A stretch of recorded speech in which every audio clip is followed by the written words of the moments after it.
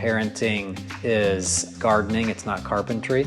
I love carpentry. I love that you can, give me a blueprint, and if I follow it exactly, I know exactly how it's going to turn out. Anybody who's raising kids realizes quickly that it doesn't.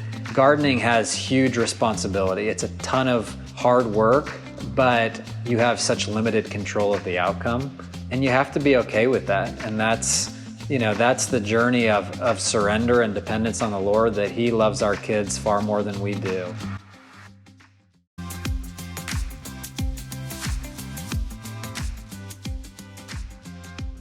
God desired to bring His kingdom and His ways to the world. He chose a family.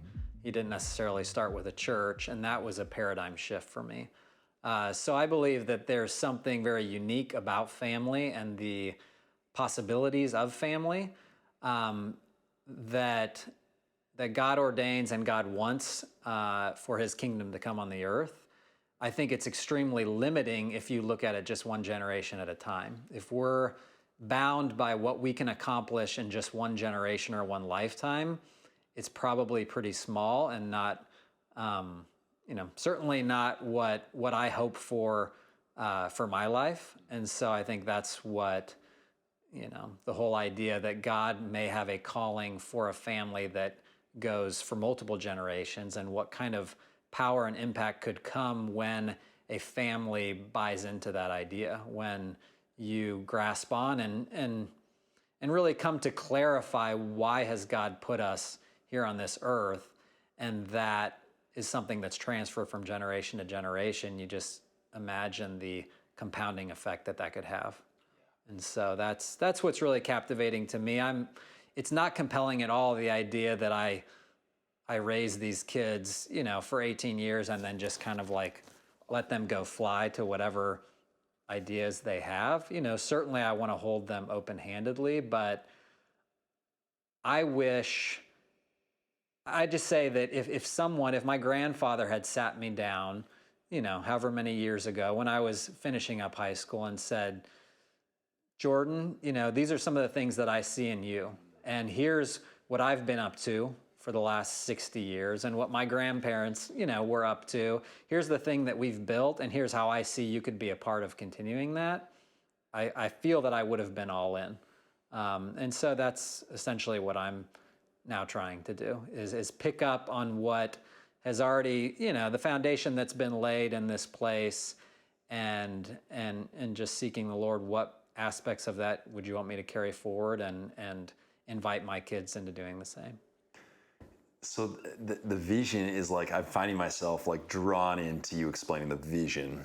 There's a big vision, and then there's these stepping stones every day, week, month, year, decade, right? There's all these small steps. And it sounds like part of more than a step, but a strategic move was moving to be here near family, to live in the house that was your grandparents. So just putting yourself in proximity to family. That'd be a more macro decision.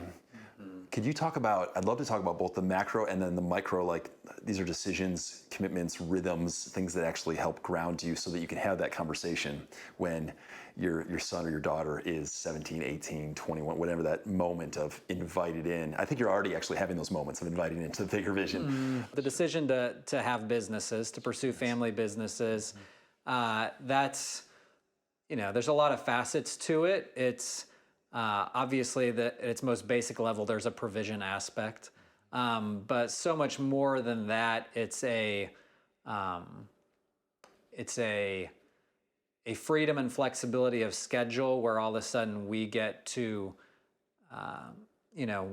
choose and shape our life in accordance to what our family needs, more than say what a corporation needs or such. It's also a tool to work together and begin, at a very early stage and all throughout, that it wouldn't be a foreign thing. The invitation wouldn't be a foreign thing. It would be something that's very normal. We've been doing this for many years. And, it gives very tangible and practical opportunities every day to live out why we are here. So I guess that was a big decision, and it's a tool that we see as instrumental in kind of making it possible. And ownership versus working in someone else's business. Ownership or working in would still give some short-term provision, not building an asset, right? You would not have the freedom and flexibility if you worked for somebody else's business because you're choosing. And then a tool to work together. Well, I guess that whoever owned the business would have to really have the vision with you, right, to do some of that. So that makes sense to me how a business would be those three things. How has your family business, well, just in maybe a short flyover of what is the business or businesses, and then how might that look even in this chapter of parenting? Mm-hmm. Yeah, so there's a coffee shop and a restaurant right now. I guess the other big picture aspect of it is I moved away from this town because when I graduated high school, it's a tiny town. It seemed that there wasn't really an opportunity for me, right? There's like, what do you do if you stick around? Sure. I guess, my hope is that when my kids reach that age, there are opportunities, so that's a big idea of the businesses. And so having the two, right now it looks like my son is in charge of putting away all of our inventory, so he rides his bike down there a few times a week when the truck comes and puts it away. That's amazing. My 11-year-old is in charge of the paperwork that comes in each day. We get comment cards from the people who are dining with us that let us know how we did, and she takes the cards and inputs them all and takes the receipts and files them. And so, finding little things that they, age appropriate can do to, I think I'm searching for the things where they begin to understand, like, no, our family needs you. Mm-hmm. I'm not just like throwing you, like, if you don't show up, if you don't help us in this way, we're actually weaker because of it. And I think that's a huge challenge just in general. But I think with a business, it's easier to connect those dots for them. Yeah. Let's pan back out for a moment. So there's a proximity to family. There's even maybe a legacy piece with being in the same home as your grandparents, the family property and land. There's a business ownership piece that has all kinds of day-to-day areas of growth. I even use the word apprentice when it comes to the business, that third thing of a tool to work together. Like it's actually like training, instilling skills to get that piece as well. Are there any other, is there a kind of a community or a church or is there another category when you think multi-generational, or are those as business and family, kind of land, home, business? Are there any other categories you think about when you think multi-generational family? I don't know. Not that are coming to mind. Yeah, no, that's all right. Mm-hmm. How about if we go back micro level, like thinking with that big vision of multi-generational family and invited into, like, there's something for you, both job and you're a part of a bigger story as a member of our family. What are some of the day in and day out practical decisions you and your wife are making to live into that story? Mm-hmm. Something that we say in our home probably every single day is, like, we're trying to remind ourselves and our kids of, what we call our family mission, which, in different seasons has been different things, but, right now we, kind of our mantra is we are pioneers who make ourselves available to be used by God in the lives of the people he puts in front of us. So every single day, every single person in our family has people that God puts in front of them. And, it's our privilege and our opportunity to just be available to be used however he wants to. And so that, I guess in the most micro sense, that's how we're trying to live into, being used by God in this place. Mm-hmm. I think that, and I think that's important because I think what I don't want my kids to feel or sense is that this is like mom and dad's thing, that we're on the sideline. And I think in some ways that they have felt that and do feel that in certain scenarios because, right, with little kids, there's lots of scenarios where it's just much easier to send them out to play than than to be part of whatever's going on. And so, just helping them to realize that whatever team they're on, whatever person they see in the grocery store or I see at the restaurant, like that's a real opportunity. And just saying yes to that each day is building something that, that's just taking us towards why God has us here.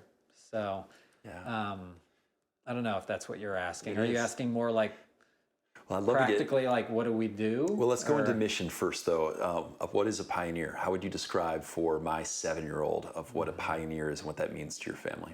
Yeah, well, the reason we start out with that is because what we're doing is very difficult. A pioneer is somebody who goes into uncharted territory and tries to establish something that doesn't already exist there.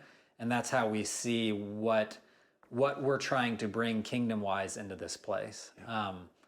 Yeah. I've heard a lot of people describe, the Pacific Northwest has a lot of things going for it. Its spiritual climate is not one of them. That's true. It's in many ways a spiritual wasteland. And so the things that we benefited from and loved and got to enjoy in Cincinnati that just seemed, so common are completely foreign in many ways here. And so, the pioneer idea is when we are discouraged, when it feels, like this is really hard work, it helps us recognize that that's normal, that's whenever you do something, difficult. It should be hard that. because we chose to be pioneers. Right. Before I go into 2 other questions on your family mission, being a pioneer and deciding as a family for you and your wife to move west. I think a pioneers went west. You guys moved west, back west. What advice would you give for, you maybe just start with myself, for my wife and I, as we think about being pioneers, relocating, moving to a new place, figuring out where to live. When you guys made the decision to make the move here, what coaching, advice, tips around helping specifically a spouse? So for your wife and for most, the guys listening, the dads listening, how can we help our wife if we feel a call to be a pioneer, but there's like the community we're already in, it feels like, man, maybe that's the spot. We got young kids. Is that the time to be a pioneer and go listen to God, chase the adventure? And then how would you counsel me to bring love and care and also not a convincing, but a gentle, I think God's in this, let's go for it, for my wife? Yeah. The biggest challenge is the comparison of what you had to what you now have. Right. And I think that framing it as pioneers or whatever term you want to use is helpful, because if we were going to the mission field, as you might think of it, you would have a totally different set of expectations. Right. You wouldn't have expectations to have the same caliber of friendship the day that you walk in. You wouldn't have the same expectation to have the community and the comforts, church and the comforts. Yep. There's a list of things that you inherently sign up for when your mindset is we're being sent out on mission, as opposed to we're relocating, we're just moving. Yeah. And so I think, for both of us, that's always been a battle of comparing, man, it was so nice when we had this. And so, I think fighting that, but I don't know, I've never had very much luck on the convincing path, it's a lot of listening, and it's a lot of, in my specific situation, we were leaving her home and coming to mine. We were leaving everything that she knew, and coming to everything that I knew, and so just empathy and compassion and trying to listen and not taking it personal when she's having a really hard time. Yeah. Because there's been some super difficult seasons. Sure. And I'm a fixer, and I want to fix it. Don't try and fix it. Yeah, I made that mistake last night. Yeah, been there often. That's helpful. You said pioneers who make ourselves available. Is that the next phrase in the mission? So business owners, restaurant industry, hospitality typically aren't very available when it comes to like the demands of that business being profitable. How's that going for you guys? And how do you explain that again to your kids to live into, hey, we make ourselves available? Any more kind of fleshing that part out?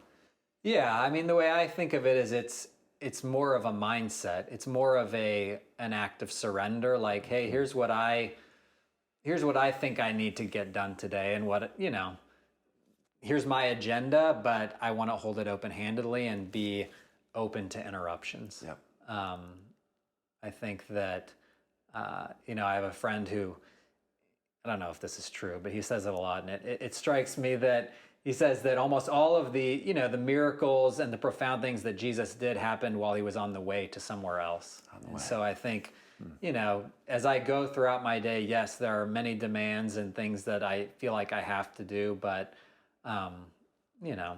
who are the people? The next part is, who's God putting in front of me, and do I have enough time for them? Yep. And so just trying to be present in each moment, and it's not easy, but No, it's not. It's so good though, and our kids are watching. Yeah, what's the reaction to the inconvenience or the disruption to the plan? I'm heading this way, and that person or this circumstance or this delay.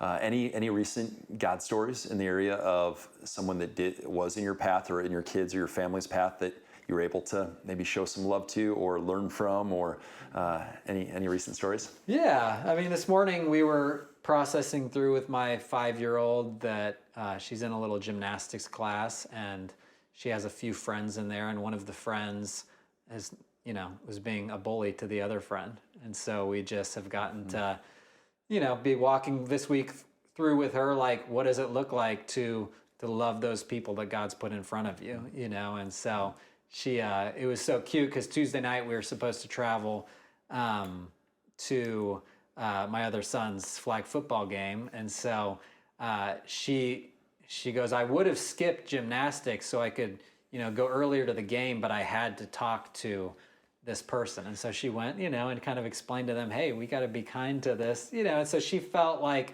no, there's something I have to do because this is the opportunity God's put in front of me. And love it.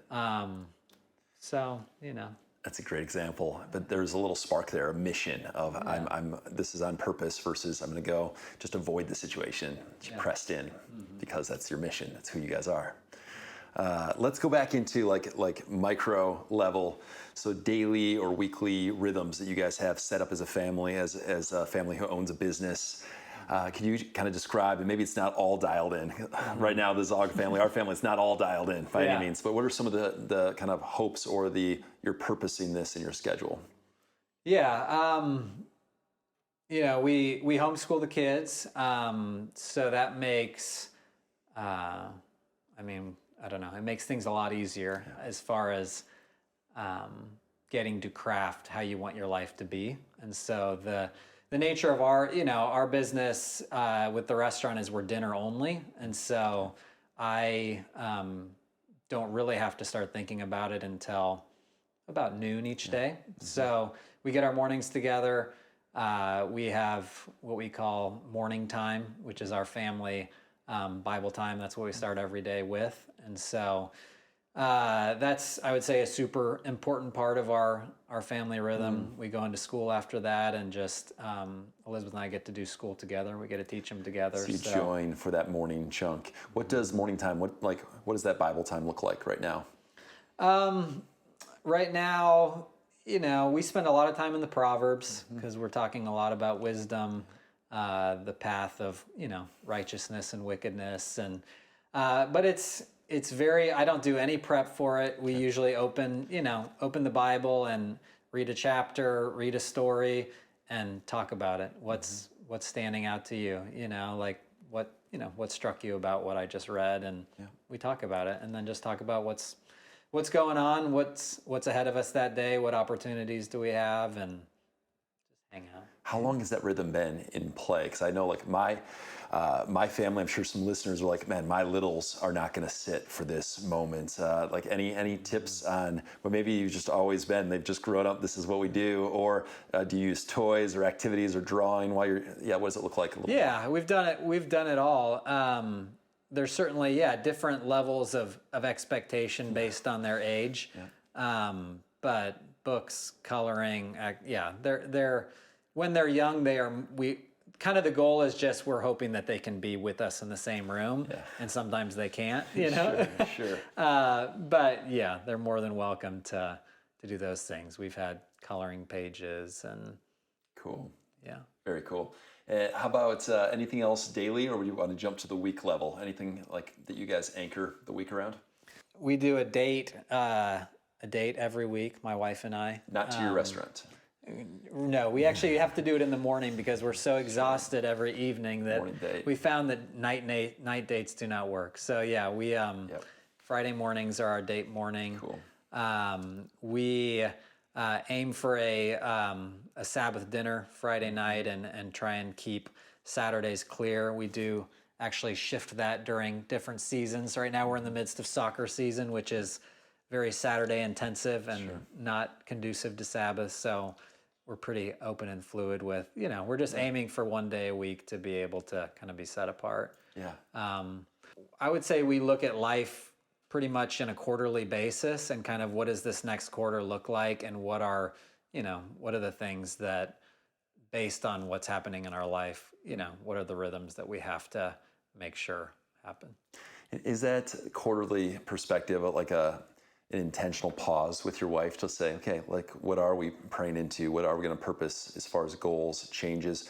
Or is it your dates every week kind of bring about some calibration for every 3 months? Yeah, I think it's more the latter. It's not very structured but it's just kind of for a long time we kind of tried to set these annual goals and even like a vision for each year, and we just found that like it wasn't working. Too big of a bite. Yeah, and who's to say what life will look like in October way back in. So we've just found quarterly it feels like we've got a better shot at understanding what lays ahead and how we can best tackle it. Yeah. I had a moment last night with my wife where I realized, man, curiosity, that for sure it's risen to the top in both marriage and in parenting. Like me being curious and not reactive is a massive theme right now. Of like I have so much to grow and so much to work on, and the girls, my wife and 4 daughters, all benefit greatly when I'm a curious dad. So it's just an example of a real fresh thing that I'm right in the middle of. Not seeing much success, but seeing a need to press in there. Are there any fatherhood goals or like a quarterly, like this is an area that you're focused on growing in the area of being a dad? Yeah, I think one of the realities I've been faced with as my son, my oldest, is becoming, or I guess has become now a teenager. I realized that I'm a pretty good dad when it's when what that means is very black and white for me. Like when it's helping with diapers and meals and nap times, and like I seem to thrive in that because it's very clear, and it's a huge struggle when it becomes more ambiguous, and certainly he and my 11-year-old are entering stages where it's much less clear to me what does it look like to be a good and present dad. And I think that there's this shift happening where my relationship with him has always, up until this point, has kind of been on my terms. I can have as good a relationship with him as I'm willing to make the space for and pursue. And there's now this shift happening where I've kind of got to be invited in. Yeah. And I think, the curiosity thing plays into that, and just a willingness to enter into things that I don't actually have any interest in, but they seem to be, what he's into. And and so that's kind of a new stage of parenting that I'm in right now, of like what rediscovering who my son and kids are, and how can I pursue them and meet them in the place that they are. So that's new.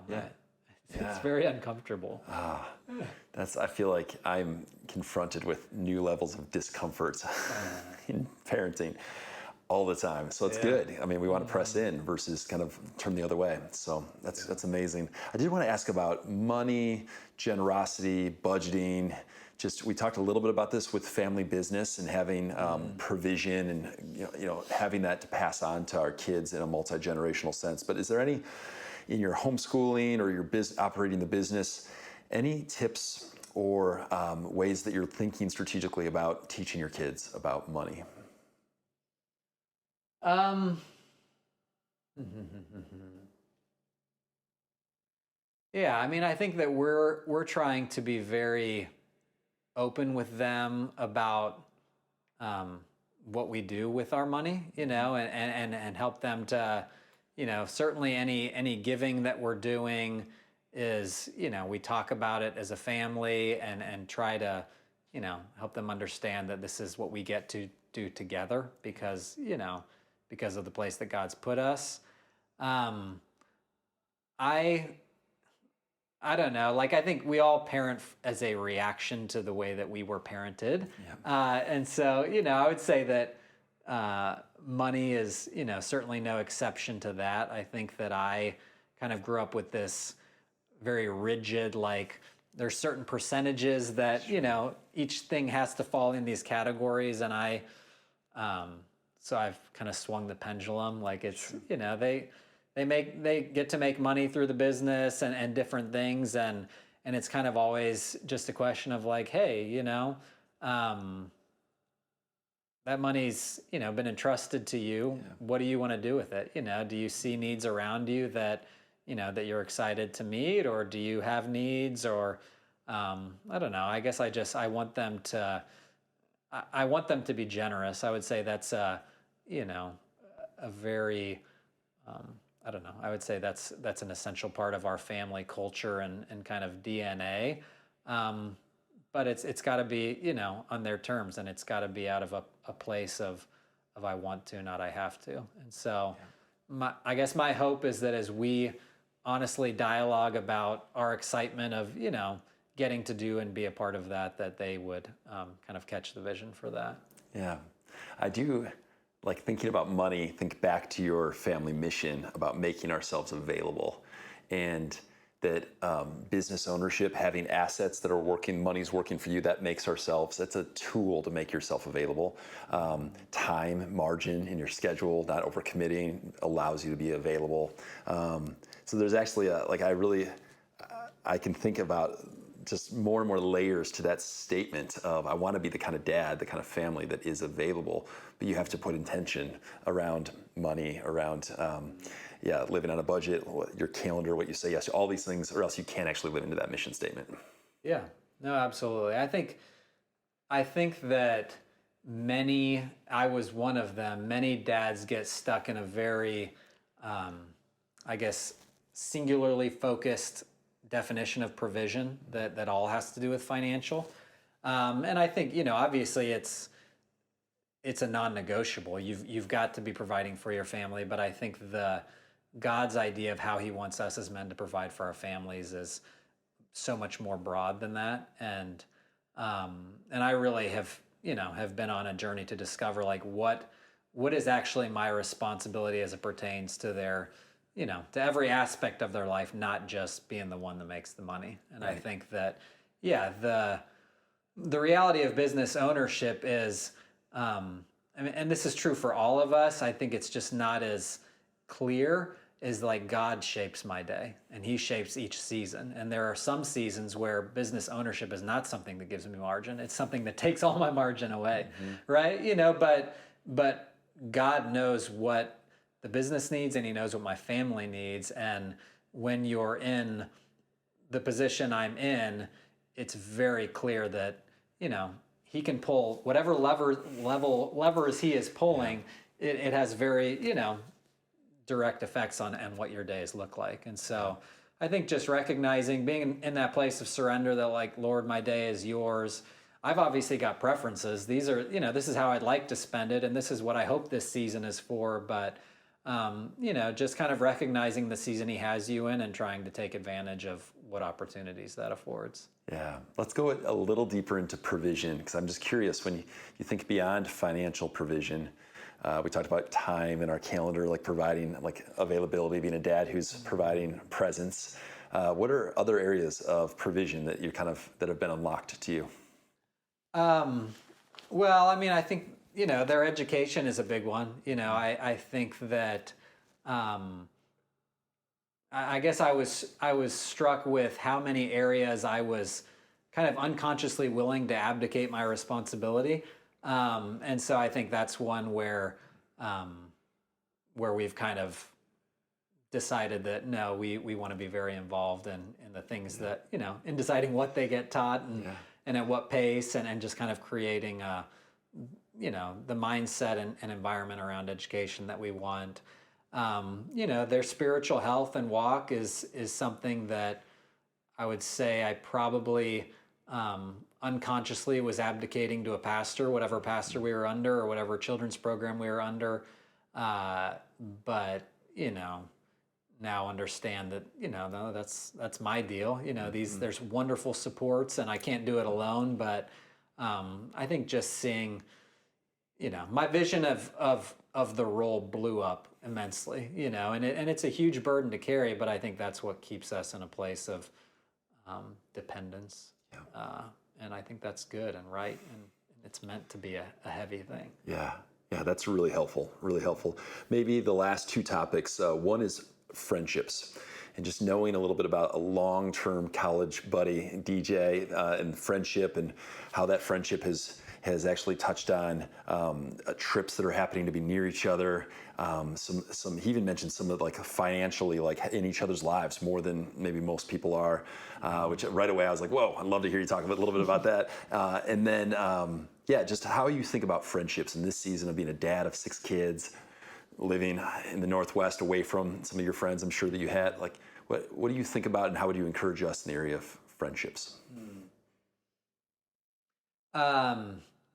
Friendship, I would say, is extremely difficult in this season of life.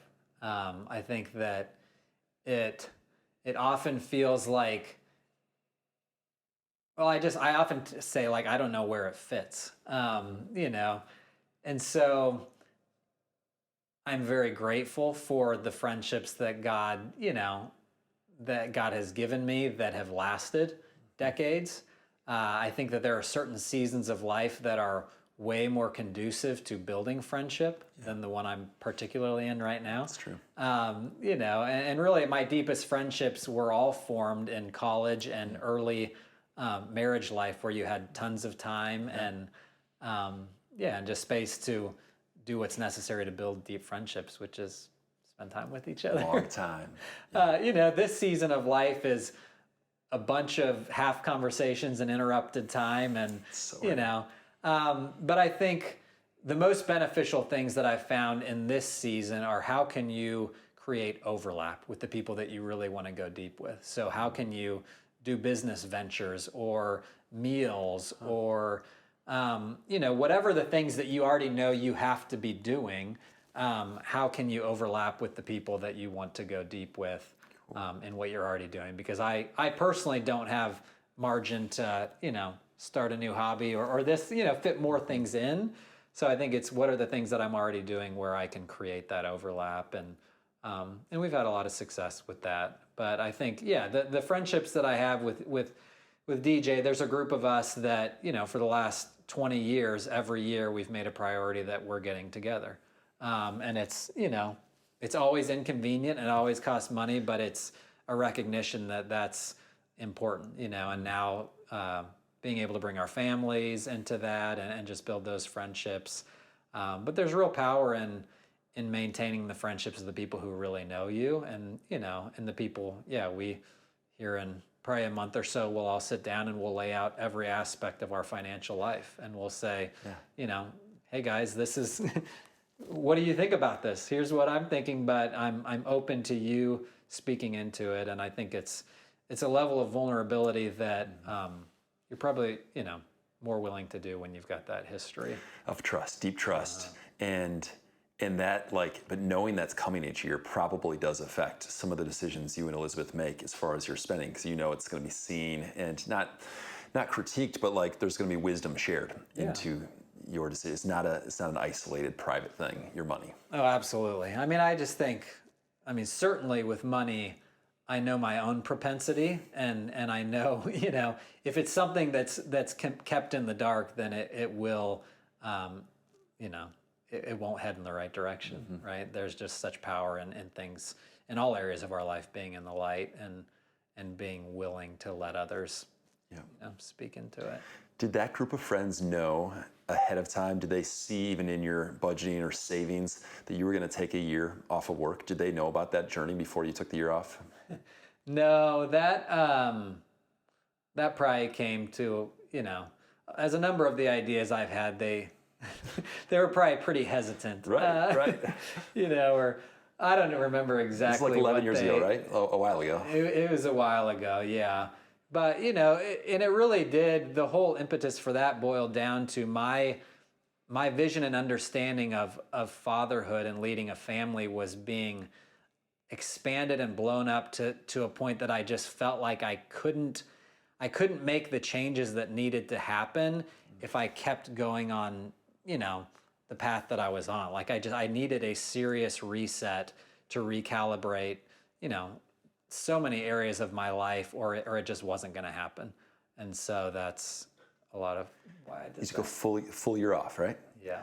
And there is, like, that's the Sabbath year, the every seventh year, let the land rest, right? There's the concept of a reset, which you have to put strategy in ahead of time to take something like that, or a lot of credit cards, figuring that out, right? One or the other.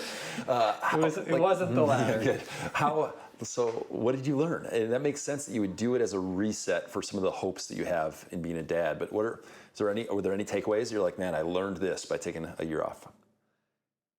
One thing that I certainly learned is that had I known all of what God wanted to do in me during that year, I never would have signed up for it. You know, I feel like it was the classic bait and switch where he kind of clued me in on enough things that were like made sense and compelling, like, oh, I could see how this would be helpful for that. And yeah, I get that. But had he shown me the whole picture of what actually happens when you grind everything to a screeching halt, I wouldn't have done it. And what really happens, at least in my case, there are so many things that we suppress through busyness. The demons in our life, the baggage in our life, the things that we really, you know, it's quite uncomfortable to face. And so busyness provides us a very socially acceptable way to never confront those things. And there were tons of that stuff in my life. There was tons of that stuff in our marriage and in our family. And so when you stop everything, all of it has the opportunity to come to the surface. And you don't have any more excuses not to deal with them. That's not easy. That's going to be messy and painful. It was. Yeah. Yeah. But I mean, we certainly came to the end of the year and, never regretted it. But it was painful, you know, but it really did. It created room for us to actually shape a life around what we said was most important to us. And that was troubling to me when I really got honest with myself and said, you know, these are all of the things that I say are most important to me, but my calendar doesn't reflect it. My checkbook doesn't reflect it. And so are they really? And so, you know, being able to shape a life and a, weekly and daily rhythms that reflect our priority of family and our faith, I think it was just necessary for us. Yeah. And, you know,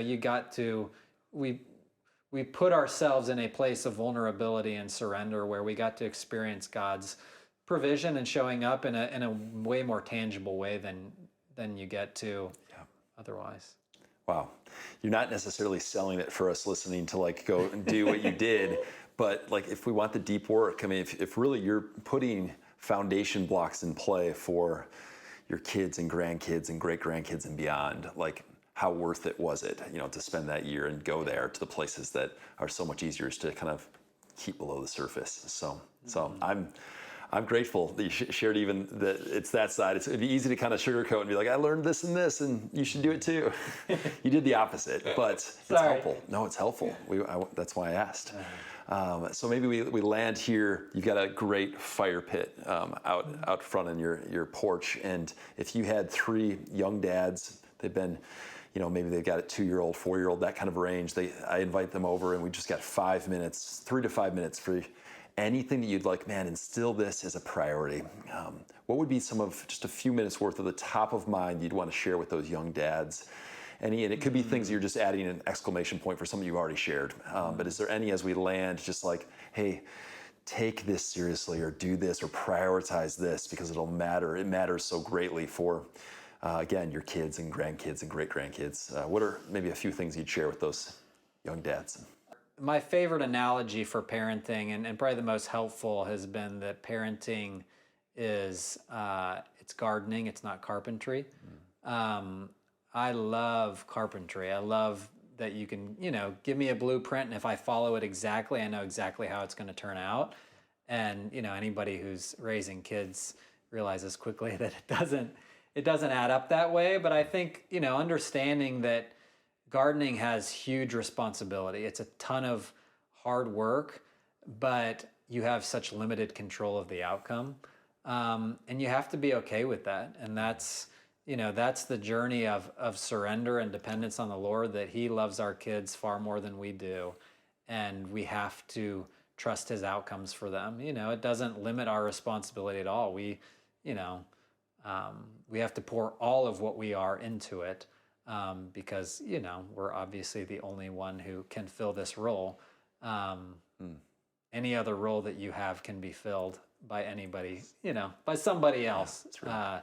This is your deal. And so I think really, I, am trying to sink deeply into the belief that this is the most important thing that I have been given to do.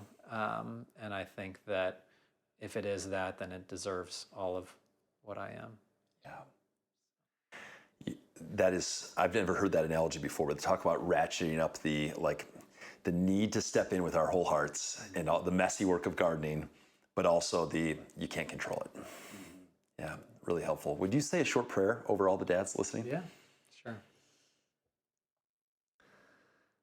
Father, I'm grateful for the way that you've fathered us, how you've provided the perfect example of who we're called to be and how we're called to love those that you've entrusted to us. And I pray a blessing on any father that would stumble across this, Lord, that you would one, open their eyes to the immense privilege that they've been given to steward the life and the heart of their children, and that you would open their eyes to the immense responsibility that it is, the weight of it, and that as they feel that weight, they would find such comfort in knowing that they aren't doing it alone, that you have provided everything that they need for what you've called them into, and that you long to walk with them as they love their families and as they lead their families. So, my blessing is just a deeper walk in dependence and surrender and trust in you for each of them, and that they would find such joy in their hearts being at home with their family. Amen.